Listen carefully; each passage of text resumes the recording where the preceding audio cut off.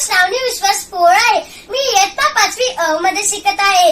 आज मी तुम्हाला सावित्रीबाई फुले यांच्याबद्दल वाचलेल्या पुस्तकातून 2 गोष्टी सांगणार आहे. चला तर मग ऐका हा. प्रथम मी सावित्रीबाई फुले यांना नमन करते. आज मुली घराबाहेर पडू लागल्या त्या कुणामुळे तर सावित्री मातेंमुळे. आज मुली शिकू लागल्या त्या कुणामुळे तर सावित्री मातेंमुळे. आज मुलींना जो मान मिळतोय तो कुणामुळे तर केवळ आणि केवळ सावित्री मातेंमुळे. सावित्री मातेंनी त्यांचे पती ज्योतिबा फुले यांची साथ देत मुलींच्या शाळा सुरू केल्या. हे काम करत असताना काही लोकांनी सावित्रीबाई फुले यांच्या अंगावर शेण टाकले, चिखल टाकला, त्यांचा अपमान केला, पण तरीही त्या मागे हटल्या नाही. लढत राहिल्या, मुलींच्या कार्यासाठी लढत राहिल्या. धन्य ती सावित्री माता जिने मुलींना घडवले.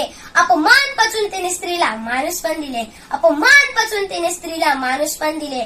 तूच उघडले मुलीचे शिक्षणाचे दार. तूच दिले स्त्रीच्या जीवनाला आकार. तूच उघडले मुलीच्या शिक्षणाचे दार. तूच दिले स्त्रीच्या जीवनाला आकार.